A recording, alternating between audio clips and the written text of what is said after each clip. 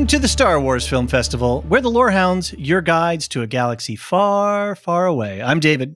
I'm John, and this is our coverage of the 2002 film Star Wars Episode II, Attack of the Clones. In this podcast, we're going to be discussing the movie's production, the plot, and impact on the Star Wars universe, followed by some listener feedback. Be sure to stick around to the end of the podcast for programming notes about our podcasting schedule for the rest of July. Real quick, we have a Patreon, and if you're interested in supporting us anyway, check us out at patreon.com/thelorehounds. We're just coming to the end of our 1-year anniversary in July of 2023. We've prepared a really cool thank you gift that we're going to send out to anyone who's subscribed at the end of the month. Stick around to the end of the podcast. I'll have some more information about that. We love to respond to your questions, thoughts, and theories on air, so send us feedback for the next episode. You can send emails to starwars@thelorehounds.com or head to our website and either use the voicemail feature or the contact form. You can also post a message on our Discord server, and we can include those comments as well in future shows. Links to all of that in the show notes below. David, we're continuing through the Star Wars universe. I don't think we have to go too deep into Star Wars histories. We've done that on the first film, on The Phantom Menace, which you can check out on our feed now. But I want to just give a quick 30 seconds on your Star Wars vibe. I'm a child of 77. I was born a little while before that, but saw it live in the theaters. The first trilogy, the first set of 3 movies are my nostalgia as a kid, and without question, Rogue One and Andor are my favorite of all Star Wars properties. And I think being a surface level fan, I haven't dug deep into the fandom, but as we are now taking on Star Wars as a main part of all of the podcasts that we do, I'm learning more and really absorbing all of this stuff and having a fun time getting into the extended Star Wars universe. Cool. Yeah. You? I was born in the 90s, and so I was a prequel kid, though I probably saw the original trilogy before I saw any of the prequels. It's funny, my dad was really into the original trilogy. My grandpa was really into the prequels for some reason, so I got it from both sides, and I like to think I appreciate the prequels for what they are, and I leave them for what they're not. And so it'll be fun revisiting these as we work our way through some Ahsoka background and then work our way into the Ahsoka series as a main character from the Clone Wars who never shows up in any movie. Yes, indeed. Becomes the headline of our own show. We should make a mention too with the Star Wars Film Festival idea was that our fans pelted us with lots of rotten fruit until we relented and we said, fine. I don't think it was rotten. I think they sent us a fruit basket with a note. Oh, was it that? Oh, okay. Maybe by the time it got to me. Yes, it was a nice request. Well, we're covering all of the major films. So that's all 9 main films. That's the 3 trilogies, plus Rogue One, plus Solo, right? And I think we might sneak in a Star Wars special or something around the Christmas holidays. We'll see what's going on. We'll vibe check it. Right. But yeah, we're covering the main films just as part of our involved coverage in all of Star Wars. So this is our second podcast in the Film Fest. Yep. And we are back in 22 BBY. But before we get into the main story, I think let's give our general impressions spoiler-free on the movie. Sure. I was surprised at how not bad this was. Okay. You'd heard worse things than you saw? Yes. And I have worse memories than I remember. I think there's a tendency to pile in on the prequels and give them some extra hate, let the hate flow through you, to really denigrate them and give them a hard time. And there's a little bit of criticism warranted in all 3 of the prequels. Yeah. But that said, if you're, and I made a conscious decision going into this film festival that I was going to really look at the movies critically. I was going to be open to what the stories were trying to tell me, to learn the deeper background. And I have to say that kind of change of attitude and change of point of view has been serving me well so far, 2 movies in. And while the first movie, I can't even remember the name Phantom of it. Menace. Thank you. The Phantom Menace was super cringy in parts. Mm-hmm. And the pacing was a mess in the first movie, which I think this movie, while it didn't get perfect, got a lot better than the first one. A lot better. And then this movie is packed. Yeah. It has so much going on. There is a lot of adventure. There's a lot of action.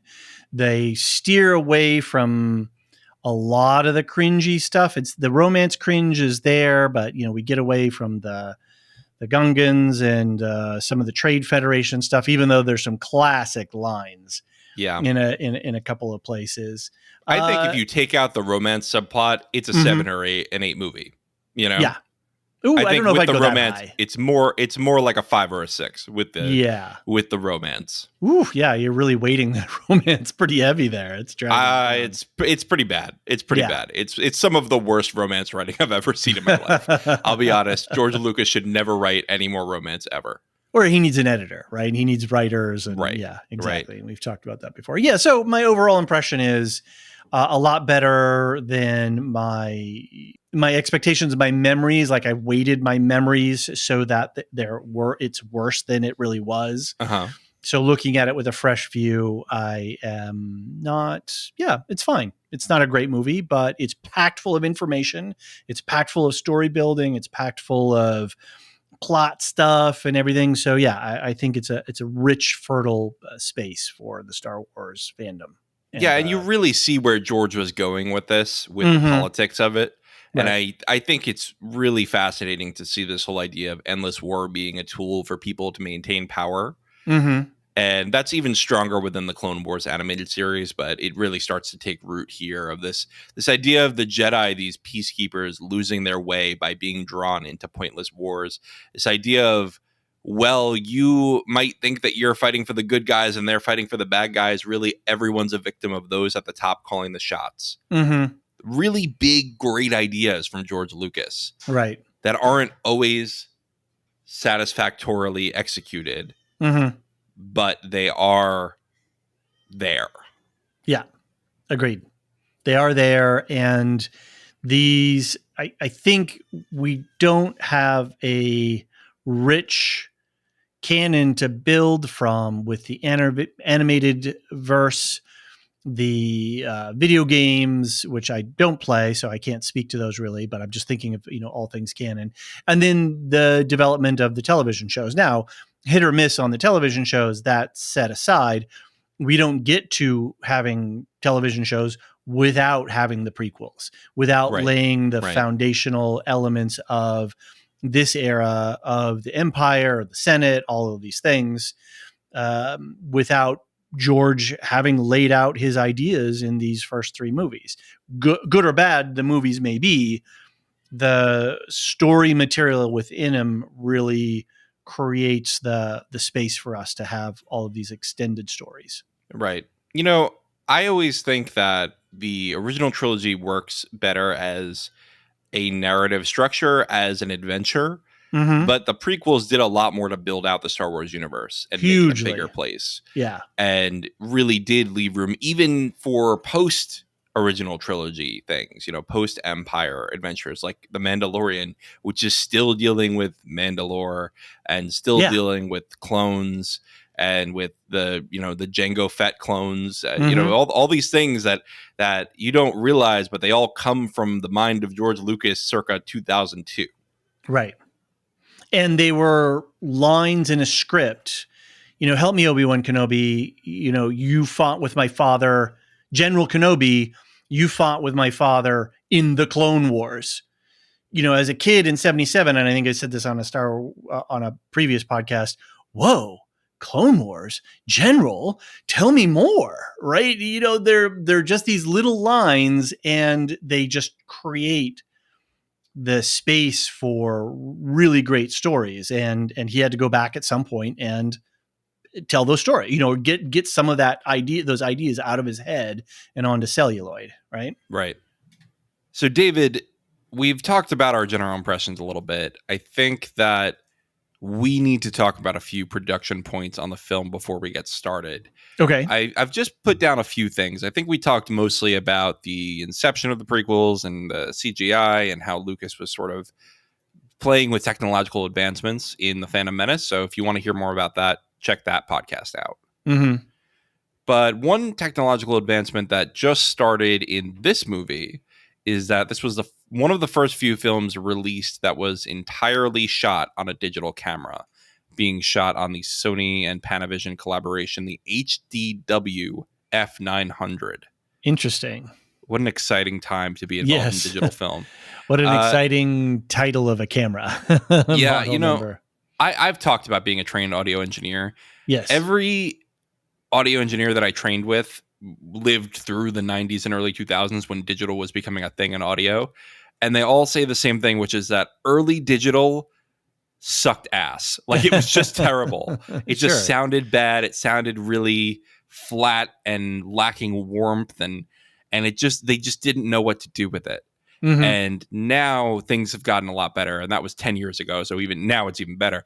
But I think you can see a little bit of that here with Lucas's film. I mean, it's not like it's a bad looking movie, but I think that there are certain parts where you go, huh. Did you ever hear I assume it was a myth, I never tried it, but you could take on CDs, you're supposed to take like a green highlighting pen and color the back of it, and that would add warmth. That to the has sound to be of a the lie. CD. There's no, you're not using, it's not like a record where like the physicality matters. It's just a file. Right. But it was like the light, it added, No, shut it down. Shut it down. Put your highlighters away, folks. I would love to hear if somebody actually tried it ever.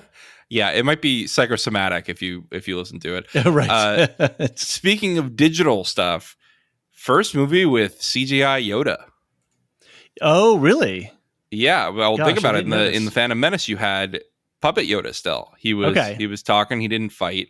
And I was listening to A More Civilized Age a few months ago, and that's a podcast that does all Star Wars stuff, and it's a great podcast. They do more lore based podcast Star Wars stuff where I know a lot of them have been with the Star Wars franchise for like decades, and they were talking about how George Lucas must have written this line, and then Yoda fights, and that just made it impossible for puppet Yoda to continue in this franchise. Right.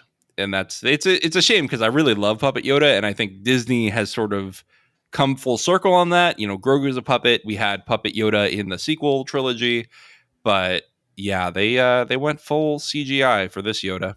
I didn't even blink an eye, but maybe that's because I'm watching so much animated right now to try to catch up for Ahsoka, and I've just sort of lost the differentiation between the practical and the digital. So I didn't even really consider that it was an all digital Yoda. This was the first time we had all digital Yoda. Interesting. Okay. Crazy times. I wanted to add the infamous droid factory sequence was filmed during reshoots because George Lucas watched the cut of the movie and said, we need a faster pace in this section of the film. Okay. So he added that. Wow. And that is unfortunate. It really is a very video gamey. Oh, what was the name of was it Dragon's Lair, Dragon's Quest? There was a video game that came out it was the first Laserdisc one, and you were this knight and you were going into this sort of Dragon's Dare thing, and you had to, at certain times, you had to move your joystick to duck the swinging blade or jump out so of the like way. The cartoon one. Yeah. Mm-hmm. Yeah. I know what you're talking about. And so whenever I see this scene of the factory, I just think of that. Yeah. It's not good. It's not good. I think that's one of the least favorite parts of the movie for me. And I think most of the people who watch it just drags out way too long. But well, and it adds to that. Like I said earlier, this movie is just packed with stuff, and it didn't need an extra action sequence. I don't need to know how the droids are made. Ridiculous. I'm fine. We could see a little bit, but yeah, this one went on and on and on. And then the silly stuff with C-3PO getting the head and the body changed.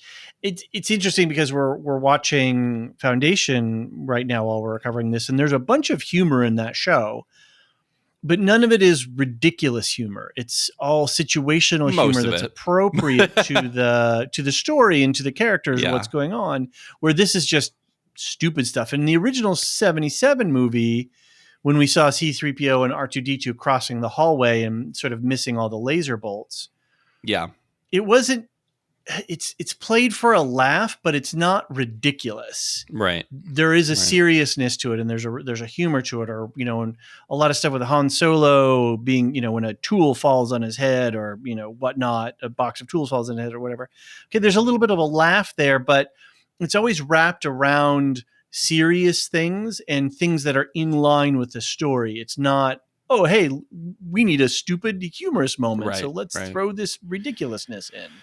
Well, let's save it for the scene. For now, just a couple more points. I just want to honorable mention for Hayden Christensen, cast as Anakin for this movie. He was not in the last one because we had baby Anakin in that one. But here he is, Hayden Christensen in all his glory. I think he's become a fan favorite of the Star Wars franchise, although it was poorly received at that time. Right. One last point I had was that Lucas actually did bring on a second writer for this. It was not just Lucas for this, which I didn't realize. He brought on Jonathan Hales, who worked on the Young Indiana Jones Chronicles, and he worked on later drafts of the movie because George Lucas saw the reception to The Phantom Menace and said, "Oh God, I need help." Right. And it's a good thing he asked. I mean, I don't know how much of Jonathan Hales' work made it into this final copy, but it does seem like the movie is better paced for sure than The Phantom Menace. That is true. And I think the highs of this movie are better than the highs of The Phantom Menace. Yes, I would agree. The lows are at least as low as The Phantom Menace. I felt that the lows were shorter and fewer between, so it didn't drag. There's definitely a better pacing to this movie overall. Agreed. Right. Okay. Well, David, any other thoughts on this movie before we head into our summary? No, I think we can get into it a little bit more when we get into the summary breakdown. Sounds good. All right, we're going to take a quick break. When we get back, let's hop in to Attack of the Clones.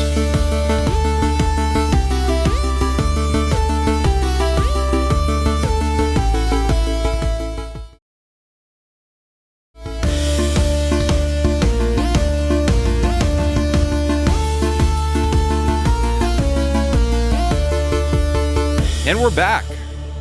David, it's time to talk about Attack of the Clones. Indeed. I've broken this up into a 5-part summary by major story arc. So let's get started on the first one, and we will discuss each one after I read it. In 22 BBY, 10 years after The Phantom Menace, a teenage Anakin Skywalker is apprenticed to Jedi Knight Obi-Wan Kenobi.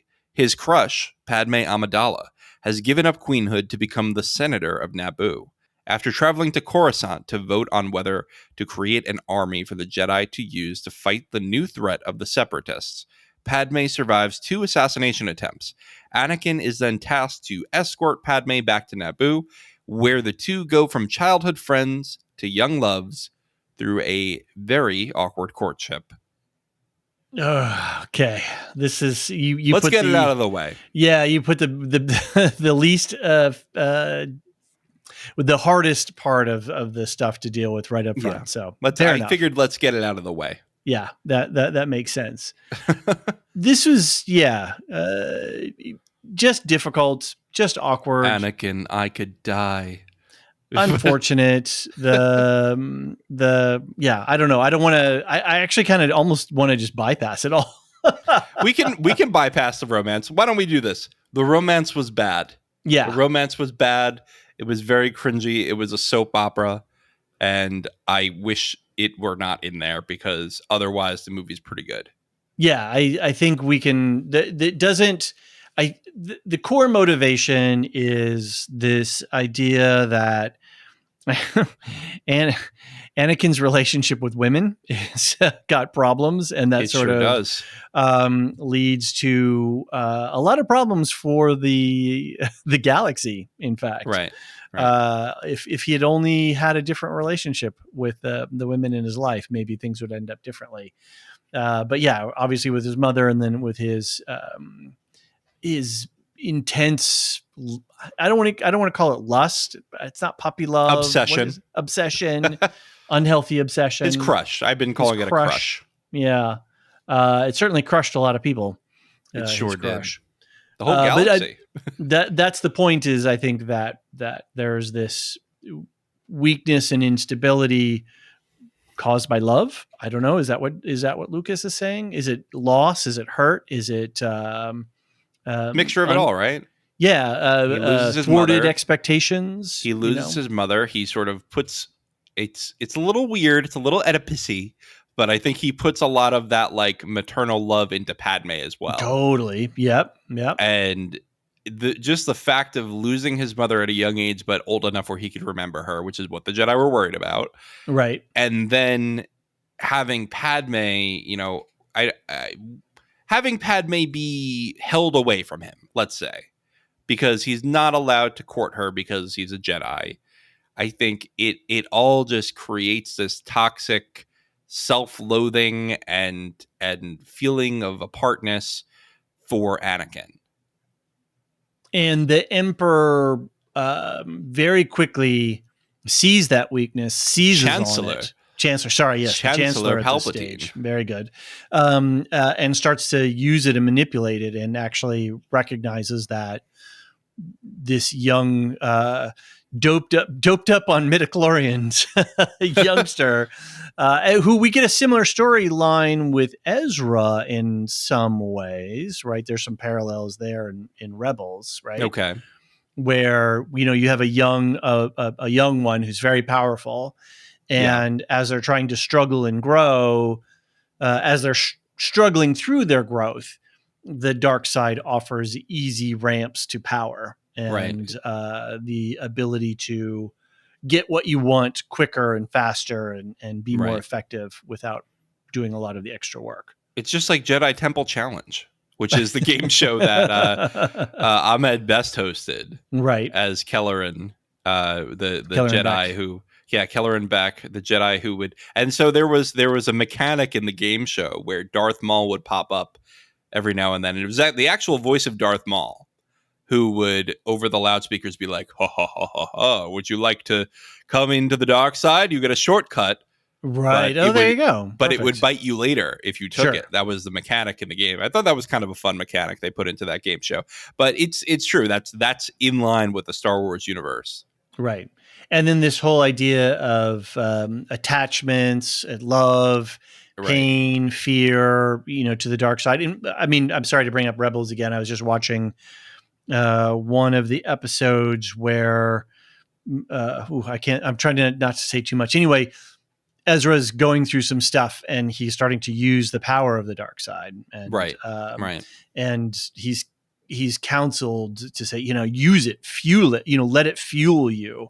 And in that moments when he does let it fuel him, he really accelerates with his ability to attack and, fight in these lightsaber duels and stuff like that. So, this idea that this young, doped up, very naturally talented Anakin, the dark side would totally be attractive to him, and the he dark has side grievance. Was made for teenagers. Exactly, it really was, and he's full of grievance around his mother and around Padme, and even to the point that he is so upset that Padme thinks that he's just a little one. He's just a little kid. She doesn't even remember me. When all along she's been totally in love with him the whole time, right? So he's I don't know. This was pretense. She? That's a good question. Was she in love with him the whole time? Because I don't think so. I think up until the middle of the movie, she sees him as a child because she knew him as a child, little Annie, and she does call him Annie basically to the end. Yes. So it's painful. Kind of weird. So does he woo her? But does he woo her just through brute brute force attack, right? He's just constantly at her. Right. What was the riding the beasts, and then like he gets flipped over and she's worried that he gets crushed and she runs to him. Oh boy. Yeah, it was tough. Right. But even the romancing of her. So let's assume that she's open to his advances, and even the attempts at romance that he makes are just ham-fisted and awkward, and I blame the writing for that. Yeah. I don't want to blame Hayden Christensen for this. No. He did what George Lucas asked him to do. Exactly. George Lucas reportedly wanted a very straight, emotionless performance from both of them because he wanted it to be. I think he liked the soap opera vibe. He wanted it to be like this very straightforward drama, like because he wanted it to showcase the sort of space opera-ness of it, right? He didn't want it to be. He didn't want it to be an action movie between them when it came to the romance. Yeah. Interesting. I just don't understand some of these choices that he's got some weird vibes, George Lucas. Yeah. Well, and his romance. He's famously quoted as saying these are tone poems. It's like, okay, that's like a really bad excuse after the fact.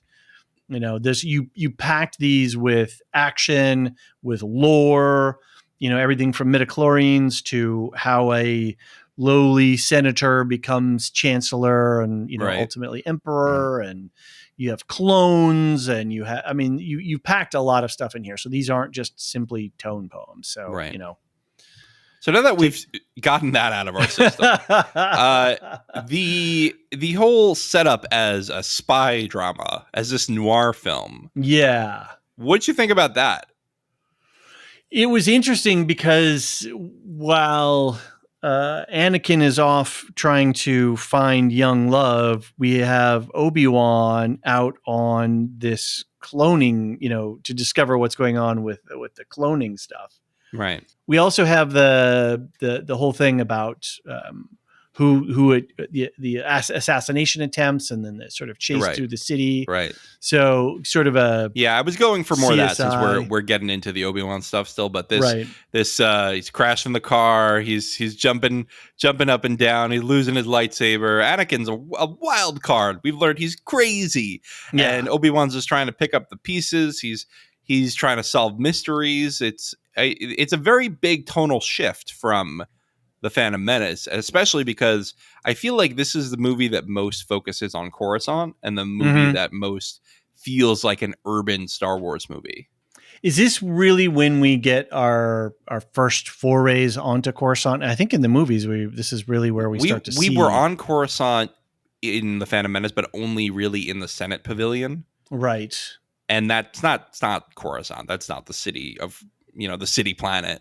I think this is the second closest look we've ever gotten at Coruscant after The Mandalorian, when we were in there for a couple episodes. This whole chase scene really gave me Fifth Element vibes, which obviously came after the fact. So yeah, I guess if we want to look back at it, then it's this idea that you have a planet that is kilometers deep, stacked with civilization. That's a really cool concept, and thousands of levels. Yeah, and that it's, where have we seen that in film or television prior? I can't think of any references. That doesn't mean they're obviously not out there, right? But I can think of a show recently that's a little more like that. But sure, yeah, yeah. But yeah, that's actually, So again, here, diamonds in the rough. Panning for gold here. There's a lot of great concept going on and a lot of great lore building. The whole are we actually starting to talk about the Anakin Obi-Wan stuff yet, or are we? Let's go into the next section and talk about that. Yeah. After the assassination attempts on Padme, Obi-Wan is sent to investigate. He follows a trail of clues to discover a planet called Kamino, which has been erased from the Jedi records. He meets with Kaminoan scientists who tell him that Jedi Master Sifo Dyas had ordered the creation of a clone army. He sees the army and meets their template, a bounty hunter named Jango Fett. He also meets Jango's son, an unaltered clone named Boba. When Obi-Wan realizes that Jango was the one trying to assassinate Padme, the two face off, leading to Jango's escape with a tracking beacon from Obi-Wan. So a lot of this was really interesting. This is new ground. This was pretty straightforward. It's Obi-Wan after dark, the Detective Obi-Wan doing his thing. I felt he was a little clueless at times. He could have played on a little bit more when he was talking to the Kaminoans. Oh, great job. Yes, let's go. Maybe the direction and the script writing was to leave him a little bit more obtuse. I liked how subtle it was, how they sort of showed how he was uneasy about it and he didn't want to lie to them as a Jedi, although, Jedi mind tricks, whatever. Okay. But also he wanted to know more, so he's going along with it, just sort of being there. I think Ewan McGregor as Obi-Wan is probably the best part of the prequels, in my opinion. And I just love spending time with him. I didn't love his beard, though. No. It looked pretty bad. Do you prefer his Revenge of the Sith beard? I think so. I think in this one, it looked a little. I'm trying to remember now, but I just remember his face. It was just a little off for me. But whatever. That's just me, right? Don't write in. Fair enough. Save it. But the Kaminoan stuff was all very cool. Great lore building. Gives us a lot of holy smokes. There are plots within plots here that have obviously been running for quite a long time. The fact that the Jedi Council is just blind to this is incredible. It's gobsmacking that Obi-Wan is stumbling into this. I love how the Kaminoans are like, oh, cool, a Jedi's here, great. Right? They're like, yeah, we're ready. Yeah. Your order is just about ready. You've come to the second drive-through window. It's awesome. But yeah, and this idea, well, obviously clones become such a vital part of our current era of the Star Wars stuff, especially in the animated verse. So it's cool to see this, this world and to meet the Kaminoans, who are very different. So yeah, I really didn't have any issues with this section of the movie. Right. Do you know that they fully explain Sifo-Dyas in the Clone Wars cartoon? Oh, okay. Maybe I didn't get to that season yet. Because there's 7 seasons of the Clone Wars? Yeah, there's 7 seasons of it. I don't even remember whether they explain it, but... Right, and I'm sort of pedal to the metal on Rebels right now. So yeah, Rebels is more important for Ahsoka, so definitely keep going on that. If you don't want the Clone Wars spoilers, skip ahead a couple of minutes, but I'll just briefly say that Sifo-Dyas was a real Jedi. This was actually Sifo-Dyas who went to the Kaminoans. It was not Count Dooku. Many people believe it was Count Dooku disguised, but it was not. We've confirmed in the Clone Wars. However, Dooku made sure, and Tyrannus is what he called himself. That's his Sidious name. That's his Sith name. So Darth Tyrannus makes sure that Sifo-Dyas dies above the Obadiah moon. And they come across, I think, his assistant, I want to say, Sifo-Dyas' assistant in the Clone Wars, and they find out that something weird happened with Sifo-Dyas. And turns out that basically Tyrannus, which is Dooku, ended up being the main contact for the Kaminoans for a long time. And so that's how they kept their foot in. That's how Sidious and Tyrannus kept abreast of what was happening with the Kaminoans and the clones.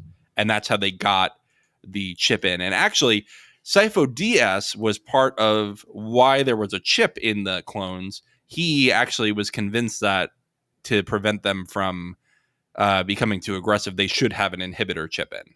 Interesting. But then Sidious had it programmed for Order 66. Right. Yeah.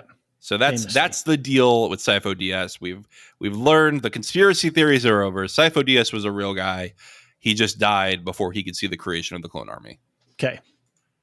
Well, and a pretty visionary thing to create a clone army. Right. I think he just heard that somebody could do it. Mm-hmm. So he was exploring options and he was like, wow, this is great. I'll take it. And it becomes a major part of our Star Wars storylines, right?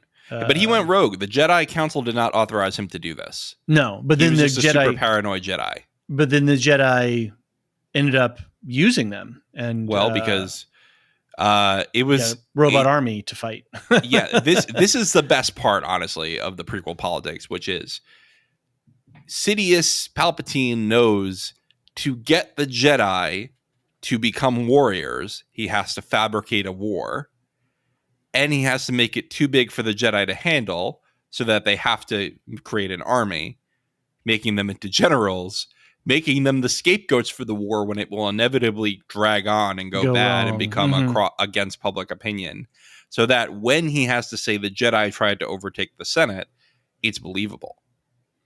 Talk about long range plotting here and real fifth dimensional chess type stuff here. It's pretty wild. Yeah. What Palpatine gets up to. And then all inside of that, he's cloning himself. So spoilers, so that he's immortal. He sort of creates a pathway to immortality for himself. I really wonder how Lucas would have felt about that. I don't think he's revealed it, because he probably has something in his contract, like you can't comment negatively on Star Wars products or whatever. Yeah, and it wouldn't be great. It wouldn't. Yeah, it'd be tacky.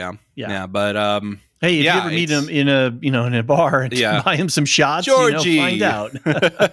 Yeah, George, I love the Anakin Padme romance. Tell me more. Other points of this, Jango Fett. So I know you're a big Boba Fett fan. He was a cool guy of your childhood. Yeah, in he has this very small, yet he has his visage, his legendary status far outweighs his screen time. Mm-hmm. You see him for a moment on the bridge when Vader is ordering up some bounty hunters to go looking, right?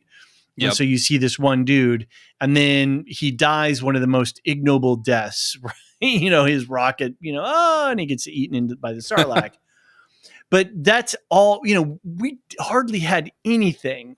Well, obviously in Empire, when he takes, Solo back. So his screen time is minimal, yet his visage, his look, this helmet, this jetpack, this Mandalorian armor, it was just cool. It broke the top off the cool, the rule of cool meter, right? It's like one of those thermometers exploding at the top. And so he was just a legend in our minds from the original movies, but we didn't know squat about him. So did you like that he was given an origin story here? I didn't not like it. Okay. How about that? It didn't bother me. Okay. Everybody's got to have an origin story. That's why I ask. Yeah, some people say he didn't need it. Leave him alone. I'm good with it. I'm fine with it. Yeah. I'm with you. I'm not upset by it. It's fine. I guess the biggest criticism with it, and I take this criticism well, I think it's a valid criticism, is the more connections you make between characters from the different parts of this world, the smaller this galaxy feels. And you want it to feel bigger, not smaller. Right. So I guess if the argument goes, if you're going to make the clones be from Boba Fett's dad and Boba Fett be a clone too, and Obi-Wan had beef with him and Mace Windu has beef with him, then it just becomes a whole thing of everyone's cousin. But it would be fine, I think, if we didn't have the stupid stuff like C-3PO and R2-D2 going back all the way to, that's probably the worst case. Stuff. That's probably the worst case of it. Just don't do that. Bring him in somewhere else. It's fine. Some interconnectivity is fine. I'm good with that. But it's, when we were talking about the Apple TV show Foundation right now, trying to adapt that series of books is really hard because it jumps millennia at a time. Right. Having connectivity through that time is helpful, but we're not dealing with that scale in this in this series of stories. Right. So yeah, when everybody's your uncle's brother's college roommate's dog's groomer, All right, Spaceballs. it just gets exhausting. You know? Are we going to cover Spaceballs? I feel like we should add that to the we kind of list. should at this point. Yeah, I feel like we've referenced it like 10 times now in our podcast. Maybe that'll be like in April or something like that for an April Fool's thing or something. That'd be fun. Yeah. That'd be fun. Because if we're going to do the holiday special in we're December, extending our time, huh? That could and be. And we're at Rogue One, Solo, so we got time. We got time. Yeah. All right, let's move on. When Anakin dreams about his mother's suffering, the two go to Tatooine. That's Padme and Anakin, where they find out that Shmi, his mother, married a man named Lars, had children, and was freed before she was kidnapped by the Tusken Raiders. Finding his mother dying in the Tusken camp, he murders not just the men, but the women and the children too. He confesses his crimes to Padme, who gives him reassurance. When they learn of Obi-Wan's distress on Geonosis, they travel there. The line. Let's just go with it.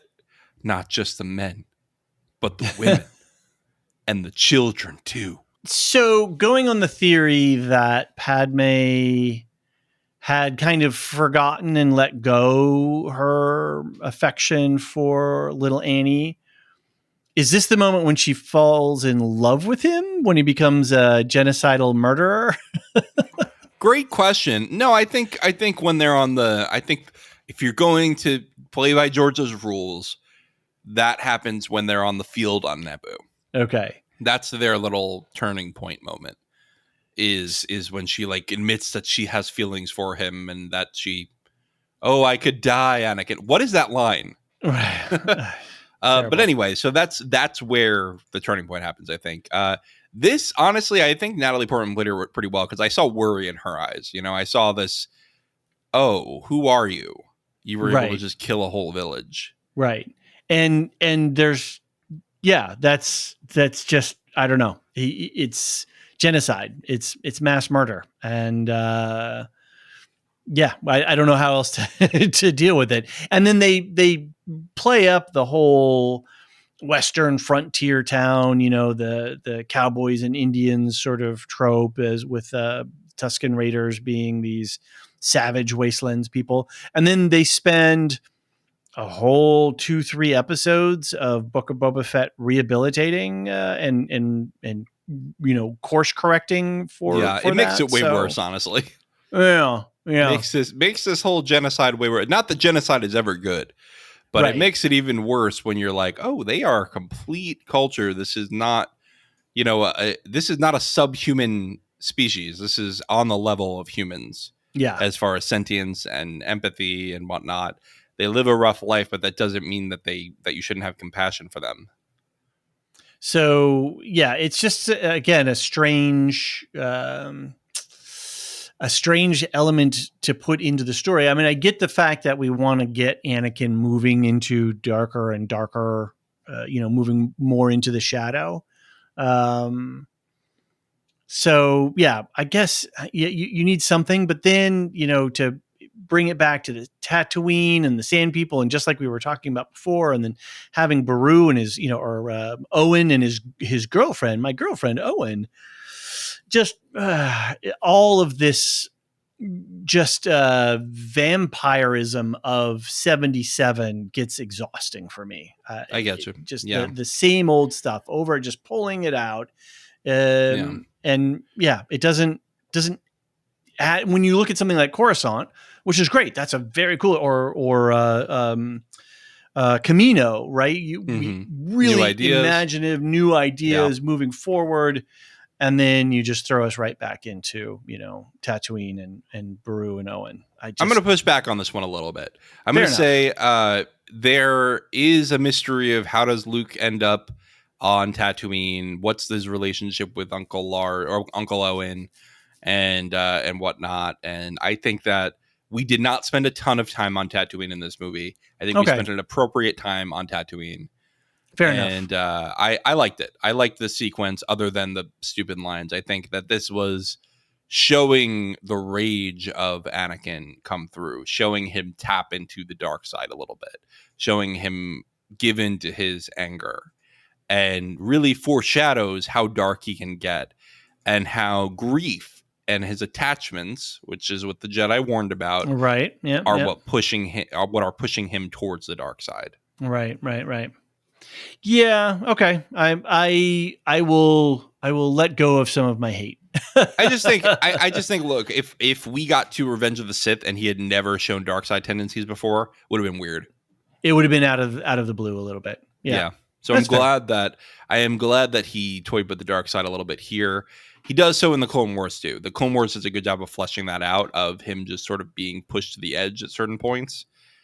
Watch the Mortis arc if you want a crazy Clone Wars story about Anakin. Okay. That is where they're on a planet that is the Force. And it's very strange, and some people hate it and some people love it. I'm one of the people who love it. So I'll get there eventually, for sure. Yeah. I totally agree, though, that we do need an inciting incident for Anakin to really get into his dark side. Because we didn't see that in The Phantom Menace. He was too little. He was not tapping into the dark side. We just saw a sweet little boy.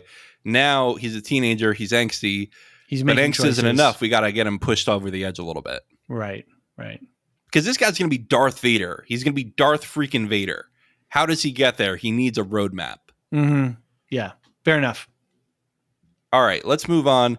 Obi-Wan follows the tracking beacon to Geonosis, only to be captured by Count Dooku, who was meeting with the Trade Federation to discuss the creation of a droid army and ordered the assassination of Padme. Dooku tells Obi-Wan that there is a greater threat than him, a Sith Lord named Darth Sidious, who controls the Republic. In denial, Obi-Wan refuses to help Dooku defeat Sidious. I gave this its own, point because I just love the scene where Dooku tells Obi-Wan the entire plot, the entire issue. Yes. Yeah. He reveals to him everything. There's a Sith Lord. He's Darth Sidious. That's his real name. There's a Sith Lord named Darth Sidious. He's controlling the Senate. He controls the Republic. You gotta take a look at this. This is gonna be a big issue. You and I can bring him down. Now, that offer, I think, is be my apprentice, my Sith apprentice, and help me bring him down. This is not let's go team up, be Jedi heroes and bring him down. So I don't blame Obi-Wan for refusing it. I do blame Obi-Wan for not looking deeper into this. Yeah. I think there are plenty of places where the Jedi Council, the Jedi Knights are blind, sort of stumbling around,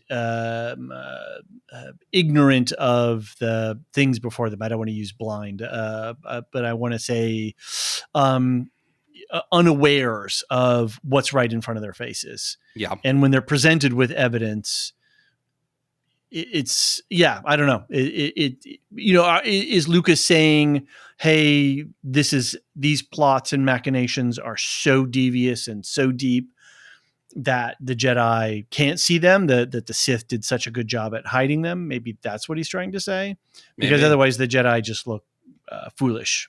This success of Palpatine, we all know what happens. We all know that the Empire becomes a thing. Right. The success of Palpatine is really the culmination of thousands of years of the rule of two.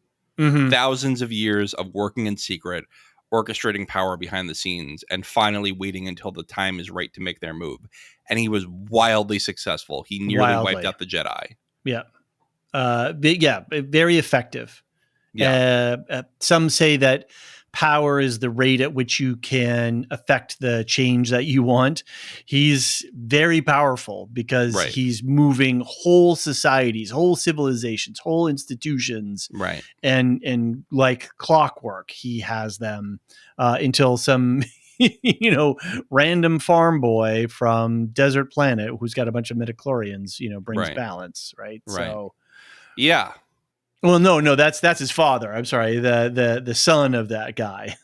Right. So is this the first time that we're seeing Dooku on screen? I believe so. And what'd you think about Christopher Lee? He's coming in. That's a big name to pull in for Dooku. Yeah, a big actor, a big name, a big character.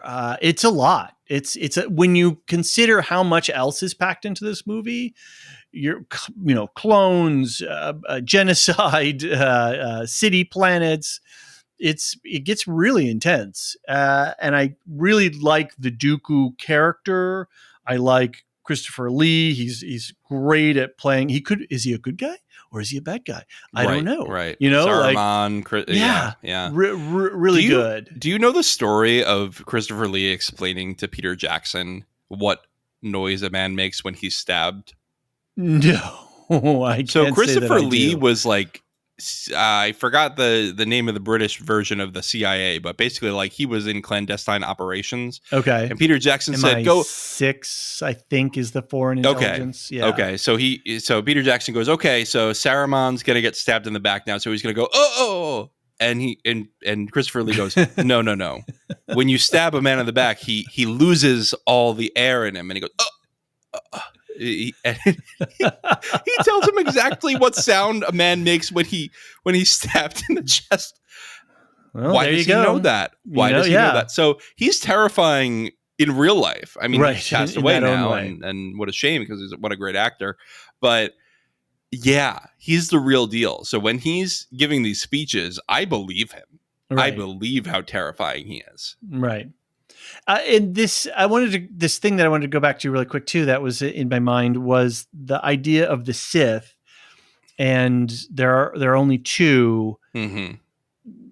We've got Palpatine, and he's got some other. We've got Dooku, we've got Maul, we've got Anakin, and even there, right, with Dooku and Maul, they have their own schemes and machinations running, right? That aren't necessarily. That's Palpatine's fault. That is Palpatine's fault, because Palpatine is the first Sith who breaks the rule of 2. Oh, okay. Palpatine has, before he even overthrew Plagueis, which was his master. Right. I think he had Maul first, but I could be wrong. You could write in if you know. He had one of them first. He had basically an apprentice that he wasn't calling an apprentice. Okay. And then he overthrew his master, had Dooku as his apprentice, but still kept Maul on the side. Mm-hmm. And was like, yeah, you're my apprentice, kind of. So he broke the rule of 2 first. Dooku has Ventress. Dooku has Savage Opress. Dooku, in one of the books, has Quinlan Voss for a time. So and Grievous, too. Like, Dooku's got everybody. He's got a full team. Wow. Okay. So yeah, once Palpatine opened the door to having more Sith apprentices, things just happen. You have Vader and his Inquisitors. Everything's out the window once Palpatine sort of breaks the chain. But before him, this was a very strictly adhered to rule, which is how they were able to operate in the shadows for so long. And not only operate in the shadows, but actually control. The fact is, if you're going for a dark side, right, you're going to have the master is going to try to, or the apprentice is going to try to overthrow the master, and you have your own hunger and ego that you're trying to play. And that's the point. You get the strongest people. This is their philosophy. I'm not advocating for you to have the rule of 2 in real life. This is their philosophy, is because the apprentice has to rise up and defeat the master, you will always have the 2 strongest Sith possible. Right. Because there cannot be a weak person just sitting there and biding their time. They're locked in this dynamic tension, and they're keeping each other in check in a way. And then that makes them ultimately more effective, I guess. Yes, a lot more ruthless. Yeah. It's tough. It's tough. Read the Darth Bane books if you really want to learn more about the rule of 2. They're really good. They're really, really, really good. Cool. Yeah, so Dooku Christopher Lee as Dooku, really excellent. It's a shame we lost him, because I'd love to see him in more films. But probably one of the most interesting characters in the whole Star Wars universe. This person who used to be a Jedi, was disillusioned with what they've become, decided better to join the Sith and try to establish order by being more centralized in power, I guess. Yeah, right. Now, I'm famously on record for not liking the curved lightsaber blade handles, but I guess apparently that's a thing that everybody loves it. Okay, yeah. That's just me. I'm just weird. I'm going to blame you on that one. Okay. Yeah, well, blame. There's nothing to blame. No, there's just blame. There's a fault. There's a fault. I've decided. There's a fault in my stars. Yeah. All right, last point. Anakin and Padme find their way to a droid factory on Geonosis where C-3PO's head is installed on a battle droid and the couple is captured. Dooku brings Anakin, Padme, and Obi-Wan to a coliseum and sentences the three to death just in time for the Jedi to arrive with their newly minted clone army. Mace Windu beheads Jango Fett before Anakin and Obi-Wan fight Count Dooku, leading to Obi-Wan's incapacitation and Anakin's loss of a hand. Yoda meets Dooku, but Dooku threatens Obi-Wan and Anakin and makes an escape. Dooku delivers the plans to the Death Star to Sidious, and Anakin receives a robotic arm. Anakin and Padme are married in a secret wedding on Naboo.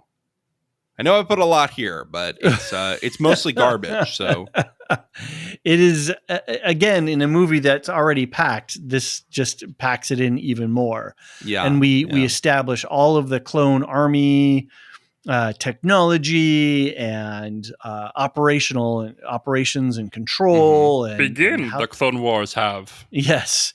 All the ships and walkers and everything. And it's all with this, oh, hey, the Jedi are being rounded up and about to be slaughtered, but here comes the clone army. Yay. Okay. Well, wow. You know what? I will say Geonosis has become sort of an iconic battle on in the whole Clone Wars era. And it's revisited a couple times during the Clone Wars cartoon. And they even go one more time in Rebels. I don't know if you got to that, but they do go to Geonosis once in Rebels. Okay. Where they meet Saw Gerrera there. So there's there's a lot going on there. A lot going on there. Saw, by the way, has a big origin story within the Clone Wars too. Okay. With his sister, how he lost his sister, and it's very sad actually. You kind of see how Saw got a little the way he is. Right. But as far as Geonosis itself, what do you think of the battle? The battle, yeah, I don't know. It seemed a little foolish on the part of the Jedi to just sort of show up here and think that with a few lightsabers they were going to, take on a whole planet, so to speak. Yep. Yeah, they kind of got their butts handed to them, if I'm remembering right. They did. And then Yoda's like, don't worry about it, guys. I got all these guys. Just put them in the way of you and the bullets. It's cool. So again, I don't have a great estimation of the Jedi Council. No, I don't think anyone does. I don't even think the Jedi Council does by the end. Yeah. So then we have the whole Coliseum scene where they're staked out and didn't love that. Yeah. Shoot them or something. Oh boy. That was also pretty cringy. Yeah. There's a lot of cringe in this part. Yeah. All right. One thing that I will really complain about. I know I don't always agree with you on the whole, stop bringing up 77. People like the nostalgia, but this one did kind of bother me. We need to have Anakin lose a hand the same way Luke did, and then receive a robotic hand. Why did you need that? He's going to lose his arms and legs anyway. Right, he's going to get burned apart. Why did you need that? It just felt like, hey, remember when Luke lost his hand? They're the same. Yeah, it just again needless stuff. Just you're just doing harm to your own storyline. So right. Yeah. Did you like that they seated the Death Star here? Yeah, I noticed that when we were doing our live watch of this. I was like, "Oh, the Death Star! Look, it's there!" Yeah. So that it goes back, the plans for it that go back this far. That was cool. David, last thing before we go to feedback, Anakin's wedding with Padme. Did you like this? Because I actually kind of liked this scene. It was actually a nice shot. In the totality of the movie, it for me, it just washed away. I'm like trying to remember, that they did that. And it's just so many details were thrown at me in this movie. And then you get this, oh yeah, they're getting married? Oh, right. Okay, what does that mean? And then da-da, and it's over. All right, David, time for listener feedback. Let's quickly go through it. We've got just a couple pieces. We've got Ehoob writing in. He says, I'm interested if you have thoughts on this topic. What are the two words placed adjacent one another in Star Wars? The worst two words placed adjacent one another in Star Wars history? I humbly submit that we have them in Attack of the Clones, Jedi business. Enjoyed the Phantom Menace pod. Blew my mind when you compared Obi-Wan's pacing to Maul's prowling versus Qui-Gon's focus meditation. Mm-hmm. I really appreciate some of the cinema callbacks in episodes 1 and 2, the pod race scene to the classic Ben-Hur chariot race, and the arena scene monsters to classic Harryhausen. I don't recall any such specifics in Revenge of the Sith. I'll be following this series. E-Hoop wrote in again and said, okay, I have to add one of my favorite spoiler memories from Attack of the Clones. I mostly have been avoiding press and trailers for things like Star Wars and the MCU since around the time of the Phantom Menace. I'd seen one in a magazine from the arena scene where I could see something like 15 lightsabers in a single shot, which was pretty serious nerd candy. In episode 1, I knew Maul was going to flip out his Swiss Army double lightsaber, so that lost a little awesome, but I still love his fights. But in Attack of the Clones, I had no idea the clone army was coming in for the Republic. So when the ship came in under Yoda's command, and he said, "Around the survivors, a perimeter create," I almost melted. One of the greatest plot twists ever. We're over here complaining about the Coliseum scene, and E-Hoop's having a great time. Yes, he's enjoying it. I do love the call outs to classic cinema. So if you've seen some of those movies and call back, those are great polls to have, and they do stand some test, and are useful tropes in that regard. I think though, when you pack in, at least with Attack of the Clones, so much into this movie, this is maybe two and a half movies packed into one movie. It gets a little lost. The nuance you could play with, the fun you could have with it, gets a little lost. Absolutely. Thanks, E-Hoop. Last one is Sarah, who wrote in, "So I have been listening to all of the Star Wars podcasts, which are amazing." Thanks, Sarah. I've noticed that I'm slowly not understanding all the lingo and themes that are coming up in the discussions. I'm trying to keep up with all the shows. I finished Bad Batch and Visions. I will start Clone Wars soon. I just wonder, and here's my ask, could you do an overarching pod about the themes and big picture conflicts that permeate through it all, movies and or an animation? I am such a big motion picture, a big picture person that I think I am now officially entering a land where I don't quite get all the foreign language. I hate it. I am a Gen Xer and I have a deep love for the franchise. Thanks for all you do. You're amazing. David, are we going to do a Star Wars Bible? I feel like we've heard an idea of this, but it wasn't from us. Interesting. It'd be interesting to do that if we took apart some major themes. Yeah. This almost feels too like a conversation that we would have to have with a few other people. Yeah. And we could, but if we could pull back on some of the themes, all the Jedi, samurai type of things, attachment, love, anger, Sith, there can only be two. There's a lot of really good stuff. Right. Politics, hyperspace, even BBY. Yes. Here's your education for the night, Sarah. BBY means before the Battle of Yavin, which is A New Hope. That's the battle where the Death Star is blown up the first time. Right. That's reset your clock then. Yeah. So it's like BC AD, or BCE CE. So it's before the Battle of Yavin. So we're 22 years before A New Hope right now in this movie.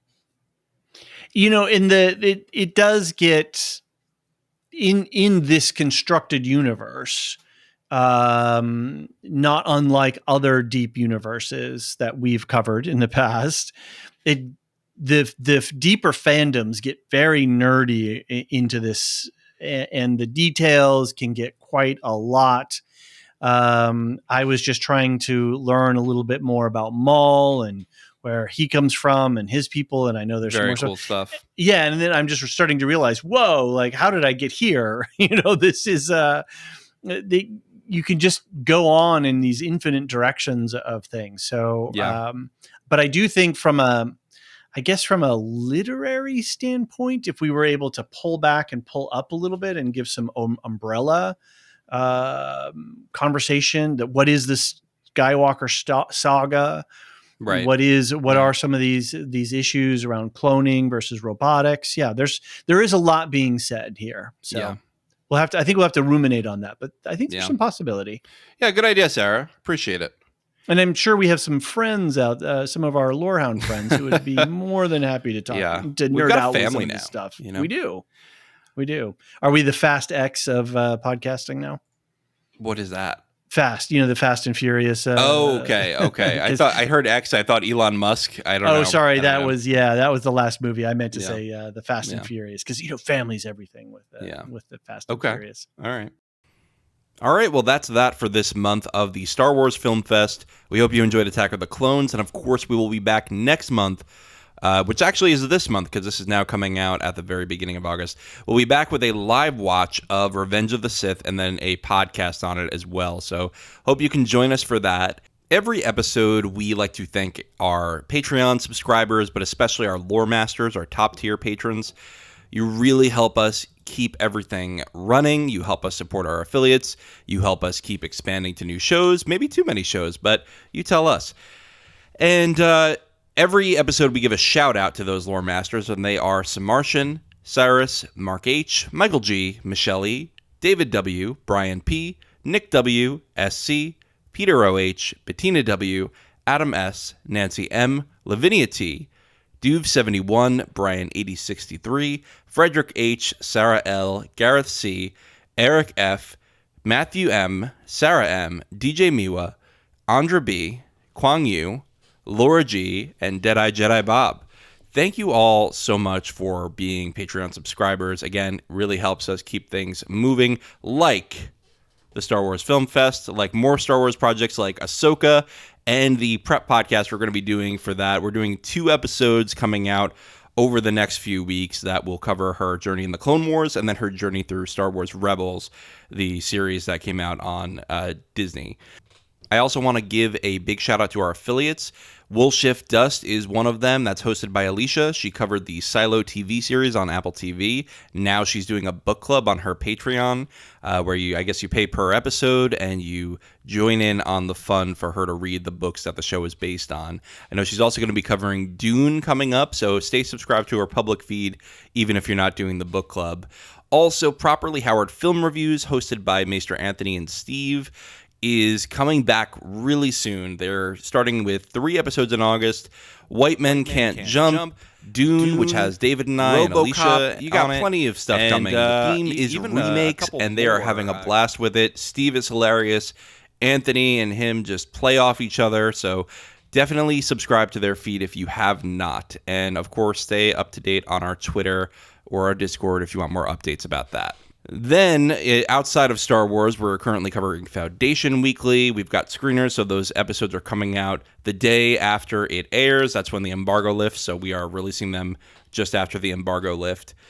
We are also going to be covering The Wheel of Time in September as far as regular coverage goes, and possibly one over the other show, but we will keep you posted on that. As far as our monthly podcast, we just released Silmarillion Stories with Marilyn Arpukila, and also with Marilyn Arpukila, an episode of the Earthsea Cycle, which is covering the second part of The Farthest Shore.